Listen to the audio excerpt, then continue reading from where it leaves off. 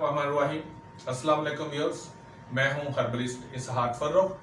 आज मैं जो वीडियो बना रहा हूं वो बहुत से दोस्तों की फरमाइश पर कि शुगर पर कोई वीडियो बनाई जाए, तो मैं पहले कभी वीडियो नहीं बनाता हूं।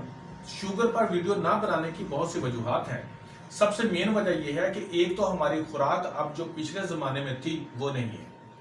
अब होता क्या है, अभी मैं देख रहा था कि उसके ऊपर लिखा था कि 15 दिन के अंदर शुगर नॉर्मल, 3 माह के अंदर शुगर खत्म। भाई कौन सा ऐसा फार्मूला है कि जो सभी के ऊपर एक ही मेडिसिन दी जाए और उसका शुगर जो है वो खत्म हो जाएगी। मेरा वीडियो बनाने का मकसद भी यही है।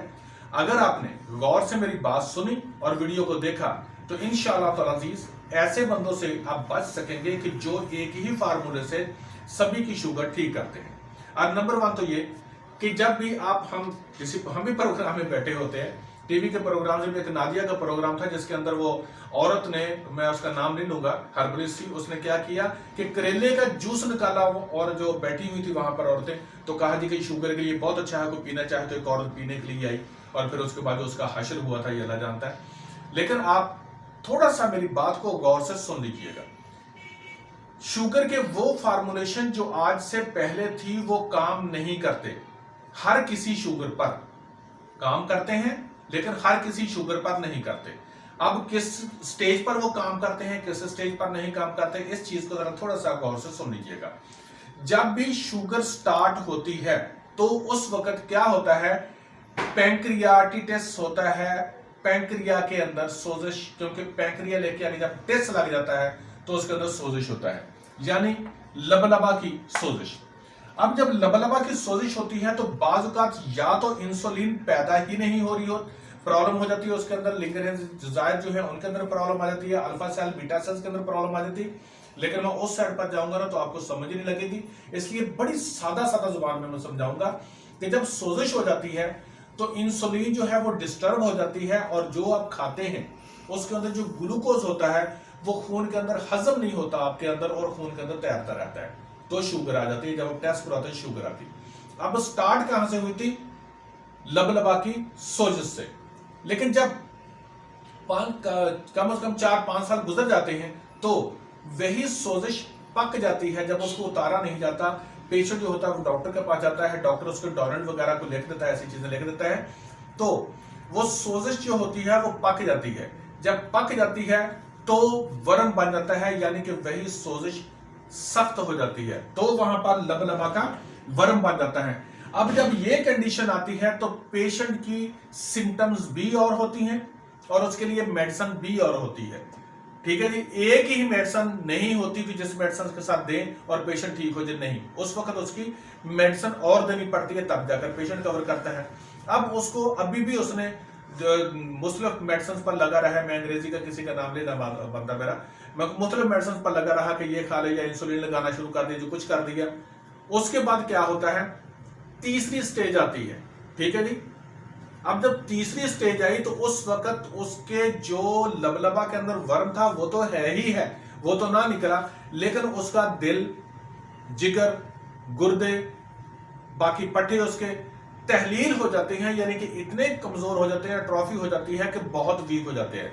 पेशाब के अंदर बहुत ज्यादा उसके शुगर जाना शुरू हो जाती है, लिवर उसका फैटी हो चुका होता है बहुत ज्यादा, ट्राइग्लिसराइड, कोलेस्ट्रॉल बढ़ चुके होते हैं, दिल कमजोर हो चुका होता है, या तो दिल की शरीयानों के अंदर ब्लॉकेज आ चुकी होती है या कोई और प्रॉब्लम आ चुकी होती है। उस वक्त क्या होता है कि तहलीले उजलात होती है, इतने उजलात उसके कमजोर हो चुके होते हैं कि वो बंदा सूख चुका होता है, नुचड़ चुका होता है। अब उस वक्त उसको मेडिसिन और दी जाती है। अगर ये वाली मेडिसिन इस स्टेज में जाकर दे दी जाए, जो यहां पर मेडिसिन देते हैं, वो तीसरी स्टेज वाला मरीज आ गया और वो मेडिसिन दे दी, तो जो उसने अगर 6 महीना जिंदा रहना तो 3 महीने के बाद वो कवर में गया।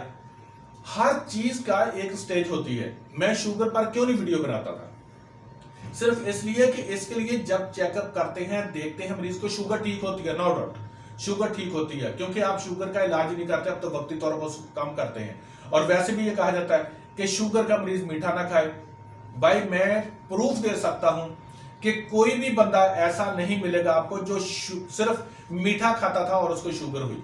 हाँ, जब शुगर हो जाए तो उसको मीठा हजम नहीं होता, लेकिन उससे पहले जो है बहुत से लोग हैं किलो किलो बैठे जलेबियां खा जाते हैं। गांव में रहने वाले लोग, हमारे मुलाजिम जो हैं वो भी ऐसे करते हैं जमीनों पर कि बैठे हुए जलेबियां किलो किलो खा जाते हैं, आधा किलो खा जाते हैं। भाई उनको कोई शुगर वुगर नहीं होती।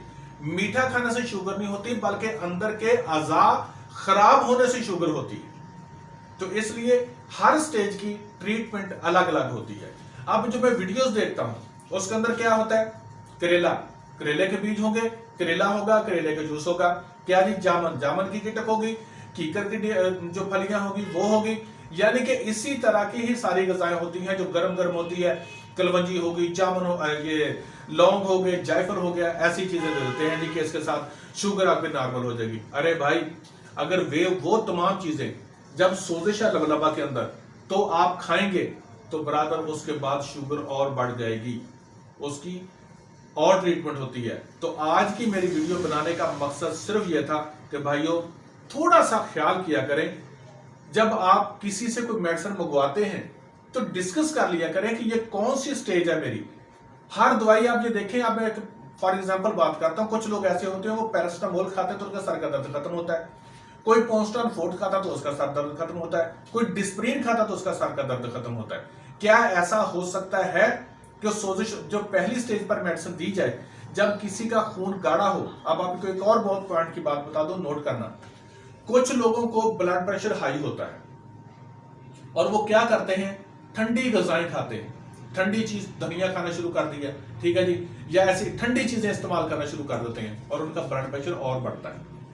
अब क्या होता है, उनको ये नहीं पता होता कि हमारा खून गाढ़ा होने की वजह से ब्लड प्रेशर और बढ़ा हुआ होता है, हमने उसको पतला करना है। आप ठंडी चीजें खाकर और उसको गाढ़ा करते हैं और ब्लड प्रेशर बढ़ जाता है। मैंने सिर्फ धनिया और छोटी इलायची का बंदे को कहवा पिलाया था, पहले उसका ब्लड प्रेशर 130 था, कहवा पीने के बाद उस बंदे का ब्लड प्रेशर 180 था, क्योंकि उसका ट्राइग्लिसराइड बढ़ा हुआ था। तो बराबर हर स्टेज की अलग अलग ट्रीटमेंट होती है, कभी भी एक दवाई हर किसी के लिए नहीं होती। मैं नेक्स्ट वीडियोस बनाऊंगा, उनके अंदर मैं हर स्टेज की अलग अलग बताऊंगा। इंशाअल्लाह ताला अजीज, अल्लाह रब्बुल इज्जत आपको शिफा देगा जब आप उसको इस्तेमाल करेंगे। तो क्लिनिक का और बाहर का फर्क होता है, क्योंकि हम वीडियो में एक ही नुस्खा बता सकते हैं और क्लिनिक पर हमने कम्बिनेशन में देना होता है। लेकिन रब्बुल इज्जत आपको शिफा दे। खाने पीने में ध्यान रखें, केमिकल की गजाएं बहुत हम खाते हैं, हर चीज के अंदर केमिकल है, इसलिए शुगर जो है वो बहुत बढ़ती जा रही। दूसरी, एक्सरसाइज हम नहीं करते। Thank you so much.